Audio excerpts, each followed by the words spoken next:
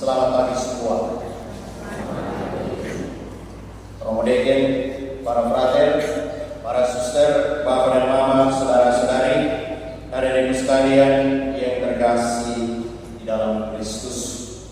Menemani seluruh permenungan kita pada kesempatan hari ini, saya akan mengantar kita di dalam refleksi untuk merenungkan sabda Tuhan dengan satu tema kecil, indahnya kasih Tuhan.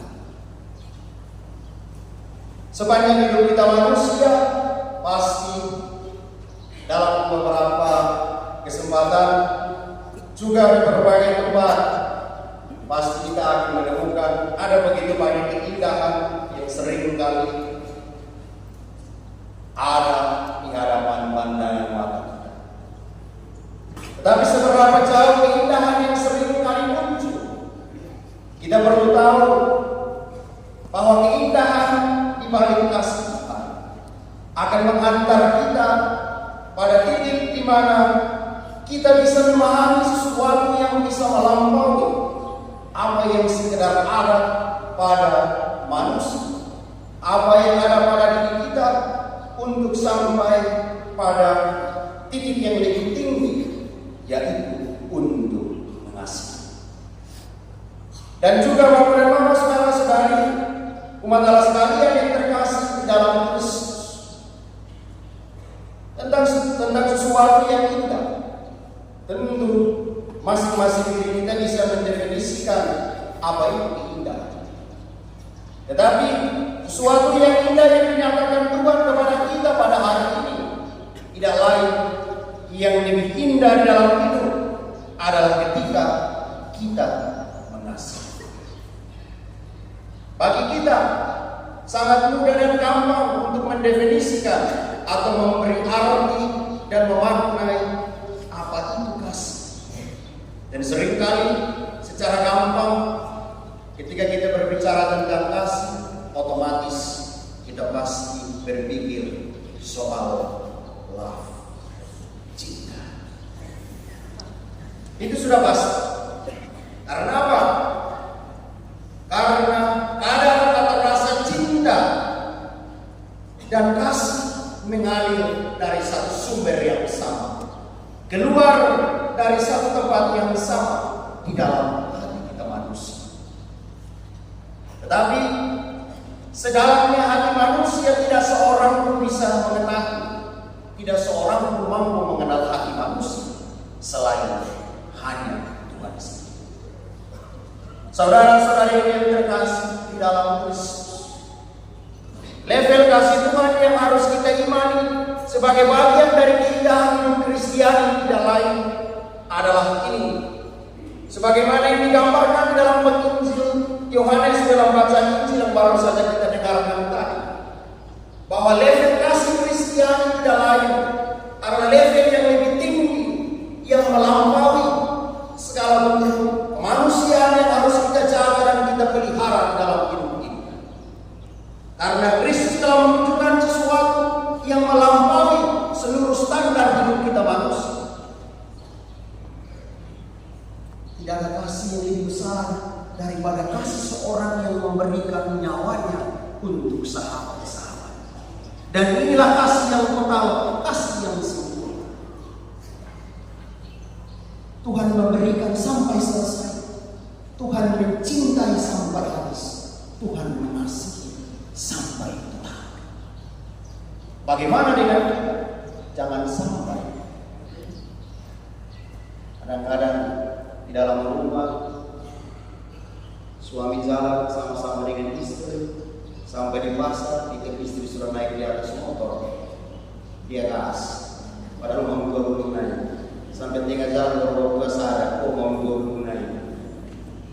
Atau jangan sampai kebalikan, ketika malam tidur burung hantu teriak di belakang rumah, bapak tolong bangun daripada burung hantu.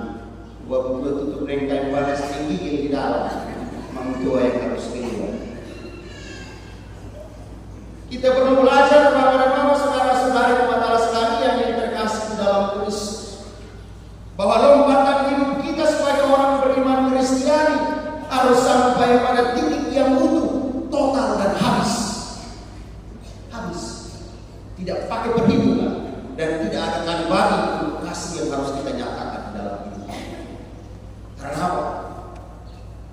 kebangkitan Kristus, pengalaman iman yang diwujud nyatakan di dalam hidup para rasul dan jemaat perdana, menyatakan secara jelas di dalam bacaan pertama tadi ketika Lukas menggambarkan tentang pertobatan Kornelius, dan ketika Petrus hadir di dalam rumah, ada sesuatu yang diwujud nyatakan di dalam pribadi Kornelius.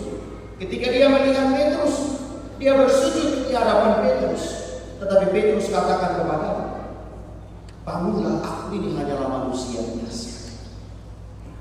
Tetapi segala sesuatu yang dilakukan di hadapanmu tidak lain menjadi bagian dari cinta Allah, cinta Kristus yang sesungguhnya diwujud nyatakan di hadapan kita manusia di dalam Roh Kudus. Maka perlu kita sadari ketika kita melihat kasih yang begitu besar dari Allah sesungguhnya mengalir dalam 3 level. Yang pertama, mengalir dari Allah sebagai sumber dari kasih. Yang kedua, ditunjukkan di dalam diri Yesus Kristus. Dan yang ketiga, ditanamkan di dalam diri kita oleh karena kehadiran Roh Kudus. Karena kehadiran Roh Kudus.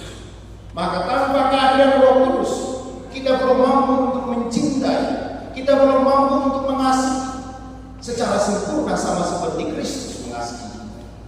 Bapak dan Bapak, saudara-saudari, umat Allah sekalian yang terkasih di dalam Kristus, Allah adalah kasih. Itu artinya keindahan hidup manusia, keindahan kehidupan iman Kristiani hanya ada di dalam kasih. Maka keterbukaan Allah untuk mengasihi kita haruslah kita bawa juga untuk keterbukaan hati kita untuk sampai pada orang yang berada di sekitar kita.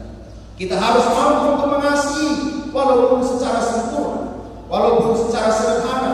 Kita harus mampu untuk mengasihi, karena untuk sampai pada level yang sempurna kita harus bersentuhan dengan yang paling sederhana. Karena tanpa yang sederhana kita tidak akan mampu untuk sampai pada yang sempurna.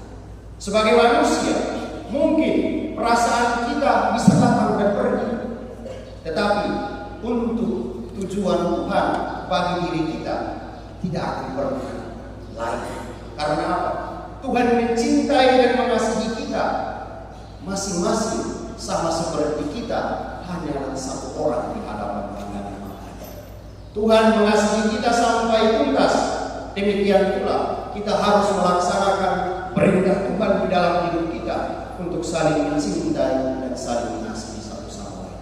Indahnya hidup kita manusia bila kita bisa saling mengasihi. Maka mulai saat ini janganlah pernah berpikir bahwa orang yang berada di sekitar kita begitu jauh tanpa kasih. Orang yang berada di dekat kita pun seringkali akan selalu dekat dengan kita kalau hati kita sampai pada diri. Beranilah untuk mencintai, beranilah untuk mengasihi. Maknailah hidup ini di dalam dirimu sendiri, karena keindahan yang sesungguhnya hanya mengalir dalam kasih. Ketika kasih itu hidup, ketika kasih itu sampai, dengan cara ini pula kita bisa mampu untuk bisa mencintai dan bisa mengasihi Tuhan secara sempurna. Bapak dan Mama, saudara-saudari, umat Allah sekalian yang terkasih di dalam Kristus. Di zaman ini, ketika kita mengalami hidup di dalam segala keterbukaan, segala sesuatu begitu mudah bagi kita, tetapi justru yang tersulit bagi kita, bagaimana kita bisa membuka hati kita untuk bisa menerima kehadiran dari orang lain. Belajarlah sama seperti Kristus yang mencintai kita, bukan sama seperti seorang hamba, tetapi kita adalah sahabat-sahabat. Jadikanlah dirimu di dalam kasih untuk selalu menjadi sahabat dari Tuhan, supaya kita bisa berjalan bersama, mengarungi hidup kita di atas muka bumi ini. Ketika kita berjalan sendiri, disitulah sesungguhnya kita akan melihat diri kita layaknya seorang hamba. Mencintailah seorang terhadap yang lain. Dengan jalan ini kita bisa mampu untuk memaknai hidup kita di hadapan Tuhan. Semoga Tuhan selalu mengasihi kita, selalu dan senantiasa secara tuntas. Semoga Tuhan memberkati kita. Amin. Setelah kita mendengarkan merenungkan sabda